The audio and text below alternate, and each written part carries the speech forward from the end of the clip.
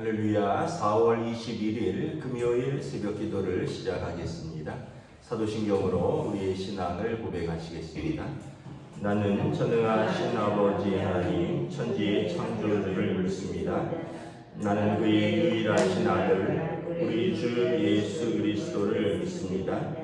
그는 성령으로 잉태되어 동정녀 마리아에게서 나시고 본디오 빌라도에게 고난을 받아 십자가에 못 박혀 죽으시고 장사된 지 사흘 만에 죽은 자 가운데서 다시 살아나셨으며 하늘에 오르시어 전능하신 아버지 하나님 우편에 앉아 계시다가 거기로부터 살아있는 자와 죽은 자를 심판하러 오십니다. 나는 성령을 믿으며 거룩한 공교회와 성도의 교회와 죄를 용서받는 것과 몸의 부활과 영생을 믿습니다. 아멘. 찬송가 29장 찬양하시겠습니다. 찬송가 29장입니다.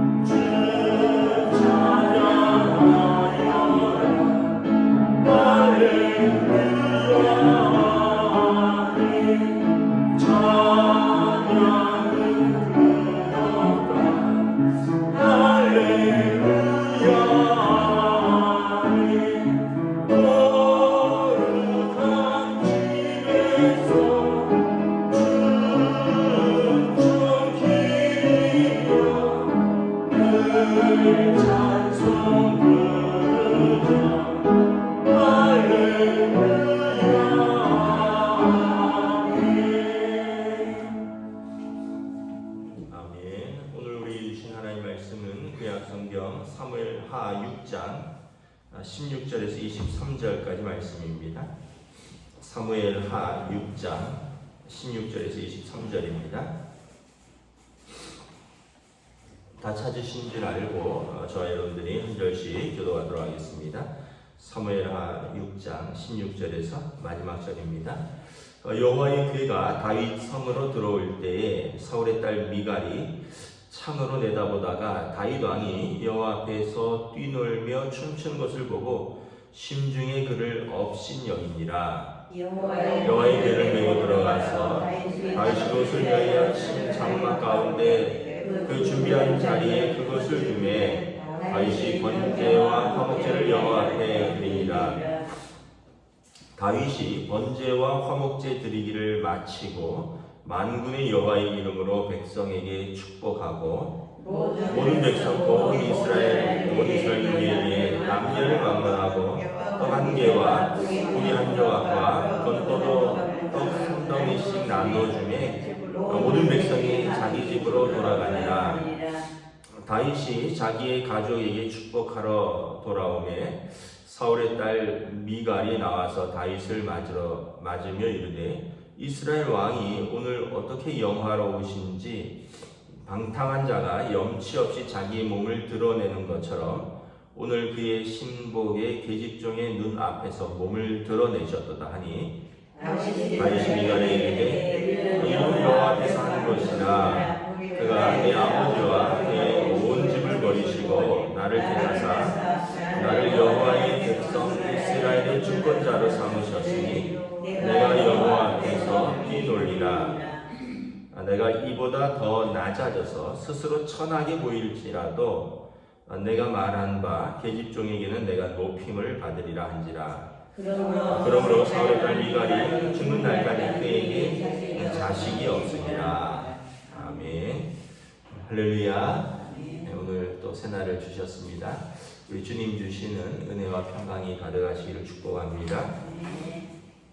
지금 다윗성으로 법궤가 들어오고 있죠. 이제 뭐 법궤라고도 하고 언약궤라고도 하고 조각목으로 만든 나무 상자인데 그곳에 하나님과 이스라엘 백성의 그 언약의 10계명이 들어있기 때문에 언약궤라고도 하죠. 그리고 대제사장 아론의 쌍난 지팡이, 그리고 광야에서 먹었던 만나를 담은 만나 항아리, 그리고 이것을 그 항아리 그 상자가 그 자체도 중요하지만 그 상자를 덮고 있는 뚜껑이 속죄소라고 했죠. 그래서 그 속죄소가 두 천사가 날개를 펴서 이렇게 감싸는 모양인데 그곳이 이제 쉐키나라고 해서 하나님의 영광의 임재의 장소라는 거죠. 그곳에 하나님의 영광이 임하시고 대제사장이 자신과 백성의 죄를 위해서 기도할 때 하나님께서 그들의 죄를 용서해 주는, 그래서 속죄소, 시은자, 은혜를 베푸는 보좌, 시은좌, 속죄소, 그리고 이 언약궤 그 자체. 그래서 이것이 들어올 때 뭐 한번 사고도 있었다 그랬죠. 원래는 제사장들의 어깨에 메고 들어와야 되는데 자기 방식으로 술에 싣고 들어오다가 소가 띠므로 그것을 잡았다가 웃사가 죽기도 하고, 그래서 오베드돔의 집에 3개월 두었는데 오베드돔의 집에 복을 내리시니까 하나님의 언약궤가 문제가 아니라 우리의 옮겨오는 방법에 문제가 있었다 해서 다시 이제 제대로 율법대로 언약궤를 제사장들이 메고 들어오는 거죠.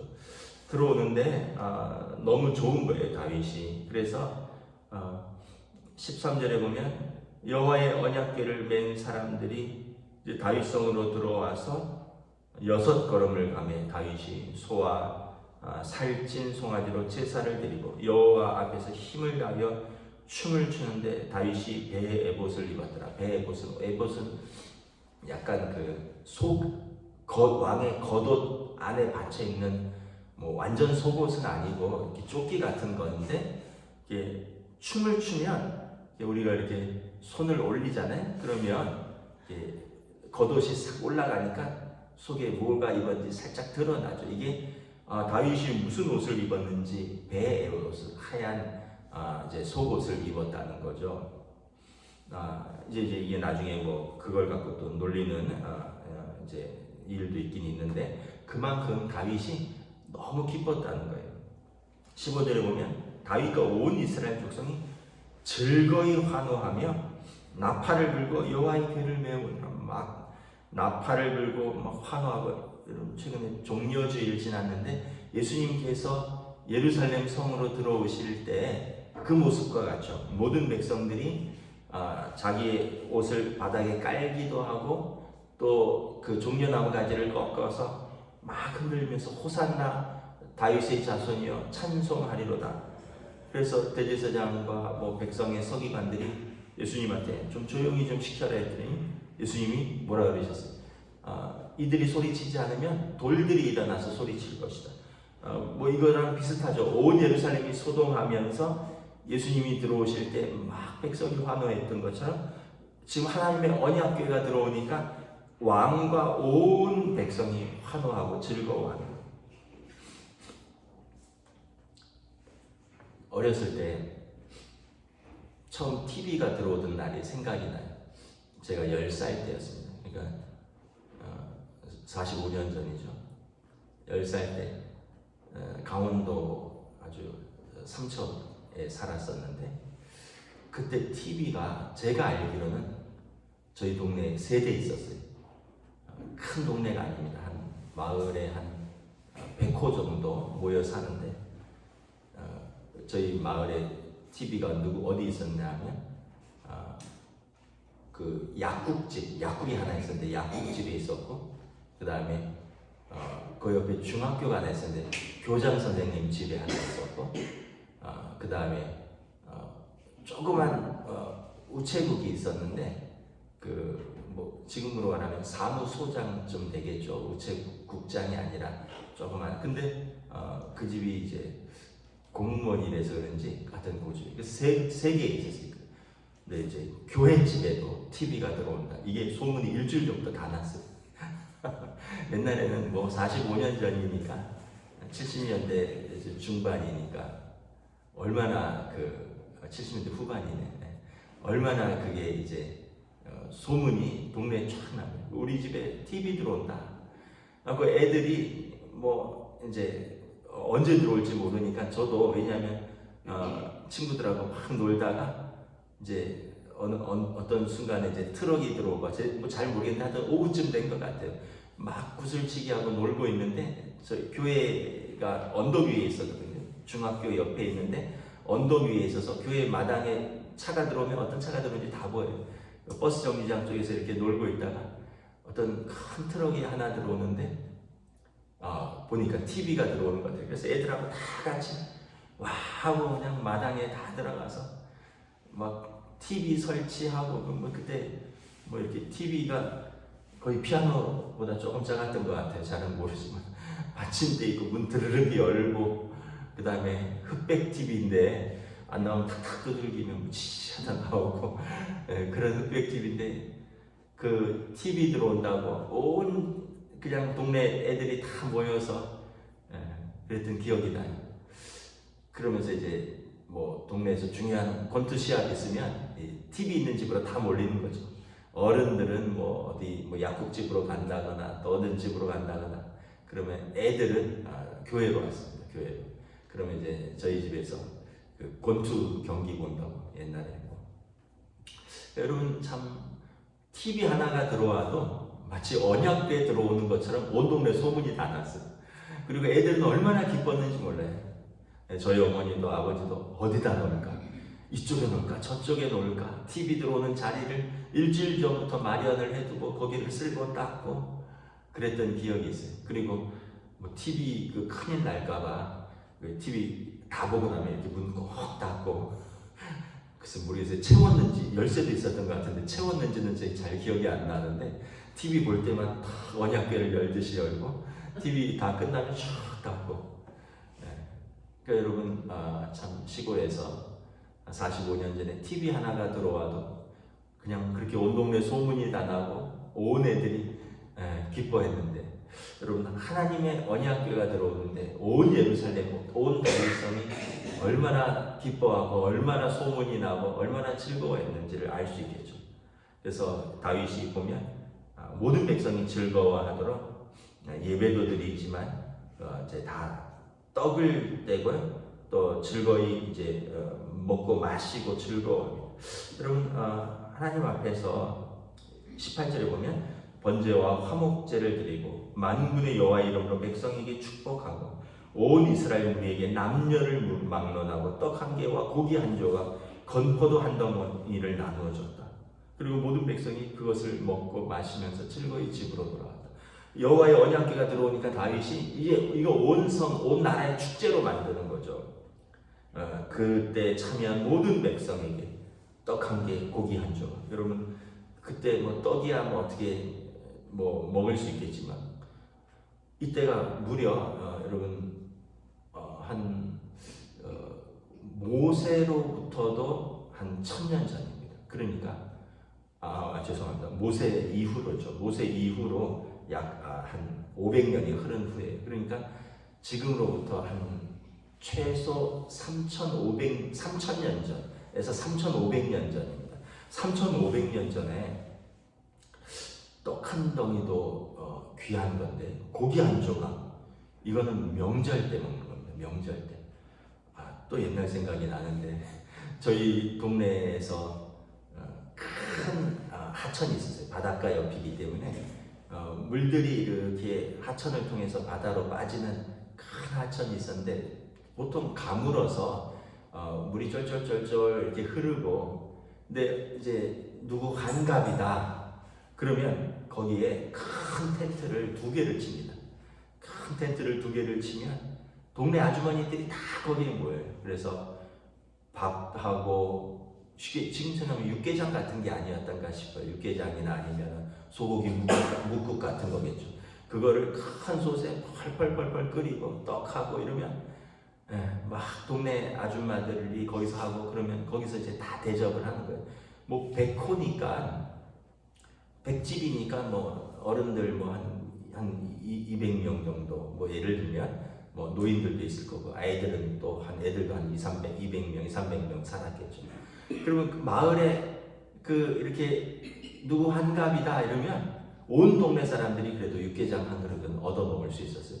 그런데 거기에서 쉽게 얘기하면 주방에서 일하는 아주머니들이 친구 엄마들이 있었어요. 그러니까 다 같은 학교 다니고 다 동네니까 다 알잖아요. 그럼 저희가 이렇게 텐트를 쳐놓고 일하는데 뒤쪽으로 싹 돌아가면 그 고기를 뜯잖아요. 고기를 딱 뜯는 아주머니가, 저희 강원도니까, 삼식이랑 은서이 왔나 이러면서 고기를 탁 이렇게 한 주먹, 저희들 느낌에는 한 주먹인데 지금 생각하면 고기 이렇게 조그만 거, 이렇게 조그만 탁 빼서, 야 몰래 먹어라 고기 싹 뜯어갖고 막 뛰어가서 저희 골목길에 가서 이것도 뜯어서 이렇게 먹으면 참, 그러니까 그게 참 감동이었고 얼마나 즐거운지 몰라요. 그러니까 지금 다윗 왕이 지금 이걸 하는 거죠. 온 여호와의 법궤가 들어오니까 온 백성에게 잔치하면서, 야 이건 나만 즐거워할 필요 있느냐, 온 백성이 다 함께 즐거워하자 막 이러면서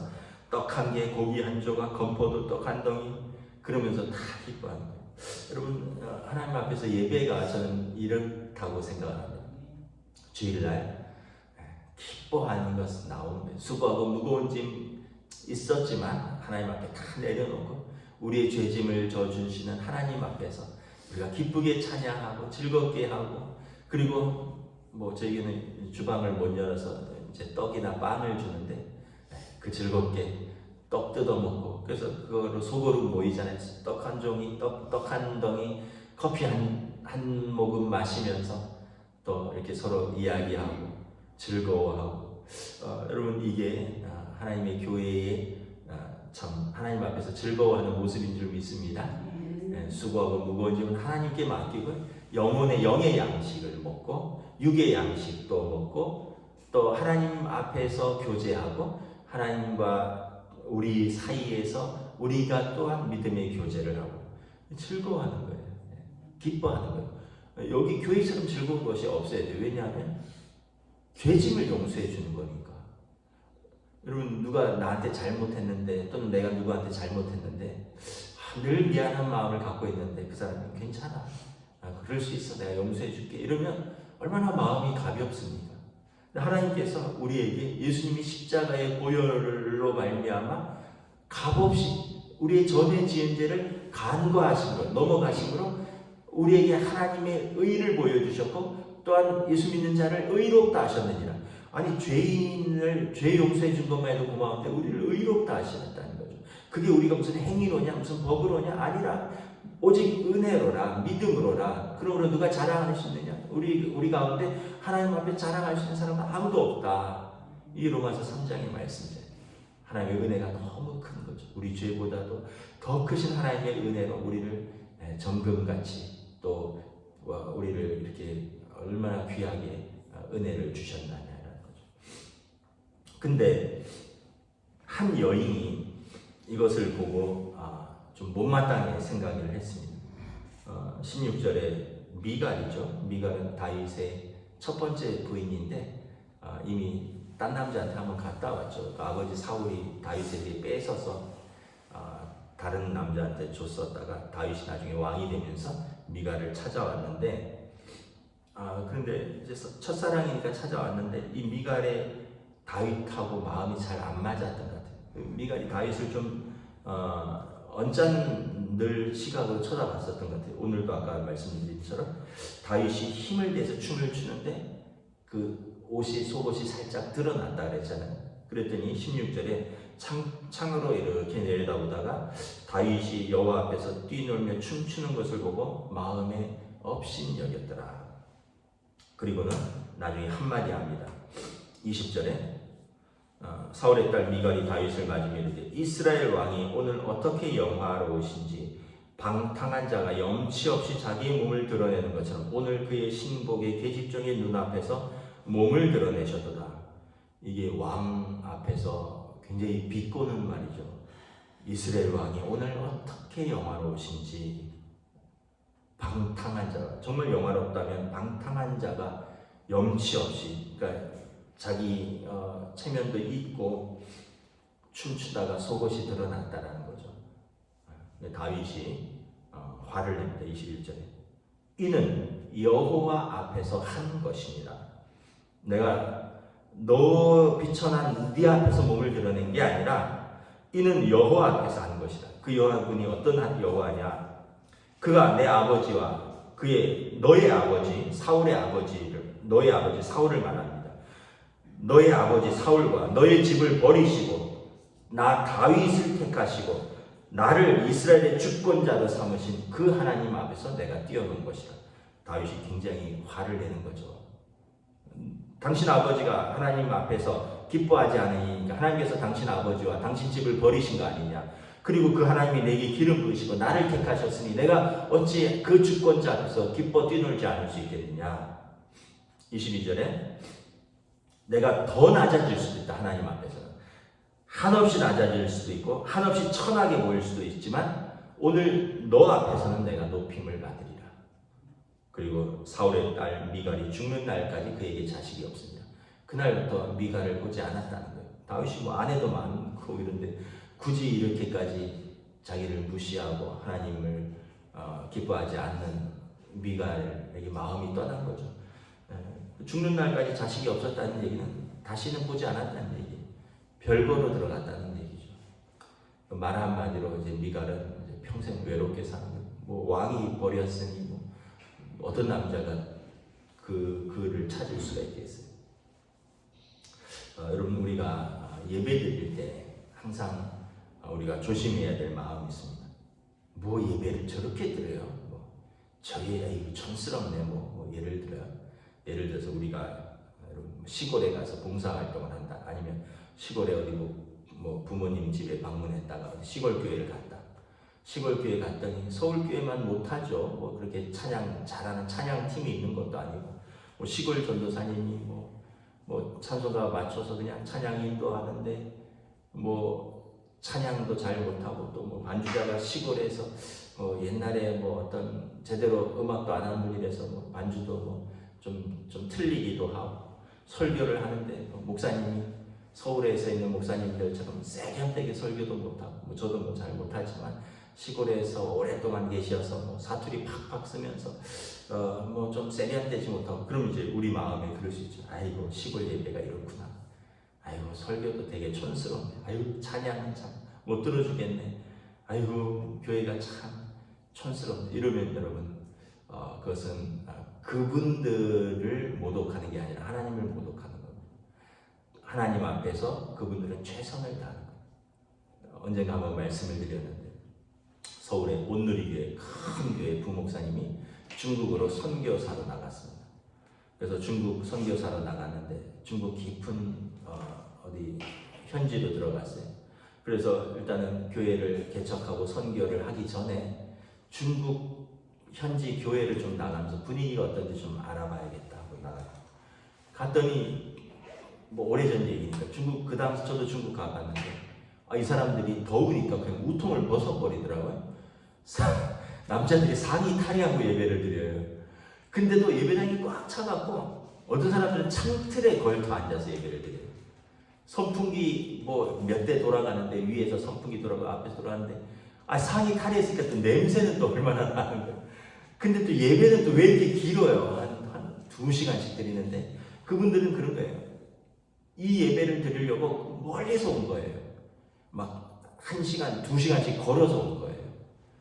그런데 더우니까 우통은 벗은 거고, 그렇게 어렵게 왔는데 예배 딱 1시간 끝나고 드리니까 너무 아쉬우니까 찬양 한 30분 하고 설교 한 1시간 하고 또 뭐 헌금하고 또 기도하고 또 뭐 통성 기도하고 예배가 2시간 넘어가는 거예요. 야, 참 저희가 1시간 딱 예배드리고 딱 끝나는 거에 익숙했는데 너무 익숙지 않더라고요. 근데 그분들의 마음은 진심이에요, 진심. 더우니까 옷 벗는 거고, 먼 곳에서 왔는데 그 1시간 딱 드리고 가니까 너무 아쉬우니까 길게 예배드리고, 근데 진심으로 예배를 드린 거예요. 그래서 그 선교사님도 아마 제 마음 같았나 봐요. 예배를 방관자로 드린 거죠. 자기가 예배자로 참여한 게 아니라 이 사람들 예배 어떻게 드리나. 참 촌스럽다. 아이고 힘들다. 찬양도 들어주기 힘들고 설교도 들어주기 힘들고 예배도 2시간씩 들어서 버티기 힘들고. 하나님께서 그런 마음을 주셨더래요. 너가 그런 마음으로 이곳에 선교하러 왔느냐. 여기 있는 사람들을 업신여기고 여기서 예배를 업신여기고 하나님께서 너 돌아가. 내가 너의 예배, 너의 선교를 받지 않겠다. 그래서 그 목사님이 정신이 번쩍 나더래요. 나는 너 필요 없다. 너 돌아가라. 그래서 목사님이 깊이 회개하고 마음의 회개를 하니까 그 다음부터 그 예배가 그렇게 은혜스럽대요. 그리고 선교를 했다는 이 간증을 들은 적이 있습니다. 여러분, 우리도 그런 마음을 가져야 됩니다. 우리가 볼 때 아유 뭐 저런 찬양을 하냐, 잘 알지도 못하게 아유 뭐 저런 찬양을 하냐, 저거 뭐 쌍팔년도 구닥다리 찬양을 뭐. 근데 여러분, 군대 가보셨나요? 군대에서 제일 인기 있는 찬양 뭔지 아세요? 실로암이에요. 실로암. 쌍팔년도 찬양. 어두운 밤에 난리도 아닙니다. 군대에서 실로암 하면은. 우리 아들들이 군대에 있어서 제 얘기 들었잖아요. 군대에서 제일 인기 있는 찬양이 뭐냐? 실로암. 주여 당신께 난리도, 해병대 박수 치면서. 하나님 앞에서 무슨 찬양이든 상관이 없어요. 우리가 기뻐하고 은혜에 감사하고 찬양하고 감격의 기도를 드리고 감사의 기도를 드리고 그리고 은혜의 말씀을 내가 내 마음이 준비되면, 여러분 그 말씀이 좀 부족해도 은혜가 돼요. 내 마음이 준비되면 아주 오래된 찬양도 또 최근 나와서 잘 모르는 찬양도 다 은혜가 돼요. 근데 내 마음이 준비가 안 되면 뭐 찬양이 너무 구식이네. 아이고 요즘 찬양 못 따라 부르겠어. 부르지 말아야지. 마음에 안 들어. 아이고 무슨 기도를 저렇게 하냐. 아이고 설교는 오늘 왜 그러냐. 오늘 예배는 왜 이렇게 기냐. 여러분, 모든 게 우리 마음이 준비가 안 되면 모든 게 마음이 안 돼. 근데 우리 마음이 은혜로 가득 차 있으면 그냥 아주 팍팍한 그 갈급한 심령에 비가 오면 툭툭툭 비가 떨어지면 땅이 그 빗물을 쫙 흡수하는 것처럼 우리 마음이 가라고 하나님 앞에서 심령이 메말랐다는 게 갈망하고 있으면 그 찬양 하나에 눈물이 나오고요. 그 기도 하나가 가슴을 울리고요. 그 말씀 하나가 그렇게 은혜가 될 수가 없어요. 제가 미국에서 너무 힘든 때에 있었는데, 그래서 교회를 이제 하여튼 뭐 사역자, 목사가 교회를 떠나게 돼서 집 앞에 있는 교회를 나갔는데, 그때 딱 들어왔는데 그 교회에서 드린 첫 번째 찬양이 누군가 널 위해 기도하네. 근데 진짜 그날 얼마나 울었는지 몰라요. 내가 이렇게 마음이 안 좋아서 교회 왔는데 누군가 널 위해 기도하는데, 평소에 그 찬양, 그 옛날 오래된 그 찬양, 그 쌍팔년도 찬양, 이랬는 찬양인데 그날은 그냥 눈물이 막 쏟아졌어요. 내 마음이 너무 갈급하고 내 마음이 너무 힘드니까 누군가 나를 위해서 기도한다니까 그 찬양에 그냥 한없이 눈물을 쏟았던 거예요. 결국 우리 마음의 상태, 나중에 환경이 다 좋아지니까 그 찬양 들어도 별로 감동이 없더라고요. 여러분, 하나님 앞에서 늘 미갈처럼 아니라 사울처럼 우리 예배드릴 수 있기를 축복합니다. 네. 다윗처럼 네. 저와 여러분들이 늘 하나님 앞에서 가난한 마음, 통회하는 심령을 가지고 쓰면요, 하나님께서 우리에게 은혜를 부어주십니다. 하나님께서 그래서 다윗을 하나님 마음에 합한 사람입니다. 기도하겠습니다. 하나님 은혜를 감사합니다. 오늘 다윗 성에, 예루살렘 성에 언약궤가 들어올 때 다윗은 기뻐 뛰며 춤을 추고 온 백성은 나팔 소리에 맞춰 하나님 앞에서 기뻐하며 예배드리고 번제와 화목제를 드리고 온 백성이 떡과 고기와 건포도를 나눠 먹으며 하나님 앞에서 기뻐하고 감사하고 즐거워하는데 한 여인은 이스라엘의 영화로운 왕이 어찌나 존귀한지 미천한 자 앞에서 염치 없이 자기 몸을 드러내는 꼴을 보았나이다. 결국 미가는 하나님 앞에서도 감사가 없었고 또 남편이지만 또 이스라엘의 왕에게 대한 존경도 없었고 사랑도 없었고 결국 그녀는 하나님 앞에서 남편에게서 왕으로부터 버림받는 것을 바라봅니다. 사무엘을 통하여 나를 존귀히 여기는 자를 내가 존귀히 여기고 나를 멸시하는 자를 내가 멸시하리라 주님 말씀하셨습니다. 하나님 앞에서 하나님을 존귀히 여길 때 또 우리를 부족한 우리를 존귀히 여기시니까 하나님 앞에서 우리가 기뻐하며 감사하며 은혜로 예배드릴 수 있도록 늘 성령님 충만하게 인도하여 주시옵소서. 감사를 드리오며 우리 주 예수 그리스도의 이름으로 기도드리옵나이다. 아멘. 하늘에 계신 우리 아버지 이름을 거룩하게 하시고 아버지 나라가 오게 하시며 아버지의 뜻이 하늘에서와 같이 땅에서도 이루어지게 하소서. 오늘 우리 유용할 양식을 주시고 우리가 우리에게 잘못한 사람을 용서하여 준 것 같이 우리 죄를 용서하여 주시고 우리를 시험에 빠지지 않게 하시고 악에서 구하소서. 나라와 권능과 영광이 영원히 아버지의 것입니다.